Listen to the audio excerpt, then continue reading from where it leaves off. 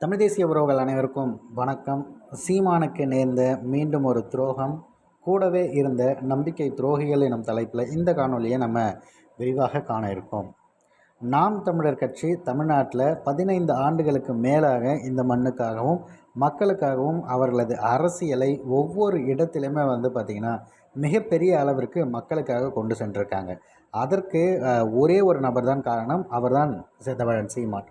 அவரை கடந்து பல தளபதிகள் இணைந்து தமிழ்நாடு முழுவதும் மிகப்பெரிய அளவிற்கு நம் கட்சியை கொண்டு செல்லணும் அப்படிங்கிறதுக்காக உழைத்திருக்காங்க. அவர்களது உழைப்பை நாம் முழு மனதாக மதிக்கிறோம். அது கட்சியை விட்டு விலகியவர்களாக இருந்தாலும் கூட அவர்களுடைய உழைப்பையும் நம்ம மதித்து தான் ஆக வேண்டும்.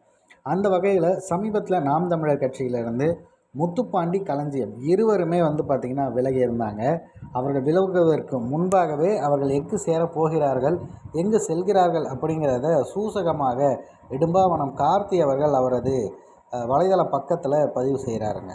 நேரடியாக பனையூருக்கு செல்லாமல் ஏன் நீங்கள் இந்த லொயலா காலேஜ் வழியாக போகிறீங்கன்ற மாதிரியான ஒரு கேள்வியை முன் வச்சார். அதற்கான அர்த்தம் என்னென்னா, உங்கள் லயோலா மணியை சந்தித்து பேசி வேறு ஒரு முடிவு எடுத்துட்டாங்க, கட்சியை விட்டு விலக போகிறாங்கங்கிறத தெரிந்த பிறகு அவர் பதிவு செய்திருக்கார். இந்த நேரத்தில் பலரும் பார்த்திங்கன்னா எதிர்ப்பு குரல் தெரிவிக்கும் வகையாக இதுவரைக்கும் நாம் தமிழர் கட்சிக்காக ஆதரவாக பேசிய பல பேரும் திடீர் போராளிகளாக பொங்கி எழுந்து அவர்களை எதுவும் தவறாக சொல்லக்கூடாது அப்படின்லாம் பேசினாங்க. இன்னும் சில பேர் பார்த்திங்கன்னா முரண் காரணமாக விலகி இருக்காங்களே தவிர மொத்தமாக போகல, அவர்களும் தமிழ் தேசியத்துக்குள்ளே இருக்கவங்கன்ட்டு என்னென்னவோ பேசி கடைசியில் இப்போ அவர்கள் இருவருமே பார்த்திங்கன்னா லயோலா காலேஜினுடைய அந்த லயோலா மணி அப்படிங்கிறார் பார்த்திங்களா, அவரை தான் போய் சந்திச்சிருக்காங்க. அப்போ லயோலா காலேஜ் வழியாக ஏன் போகிறீங்கன்னு கேட்கும்போதெல்லாம் என்னென்னவோ பேச்சு பேசினவங்க இப்போ அங்கே போயிட்ட பிறகு என்ன பதில் சொல்ல போகிறாங்கிறதான் எனக்கு தெரியல. குறிப்பாக நீங்கள் படத்தில் பார்த்துட்டு இருக்க இந்த பொண்ணு என்னென்ன பேச்சு பேசுன்னு சொல்லிவிட்டு யோசிக்க கூட முடியாது. அந்த அளவுக்கு இழிவாக பேசிகிட்டு இருந்த அந்த பிள்ளை இப்போ இதுக்கு என்ன பதில் சொல்ல போகுது அப்படிங்கிறது நமக்கு தெரியல.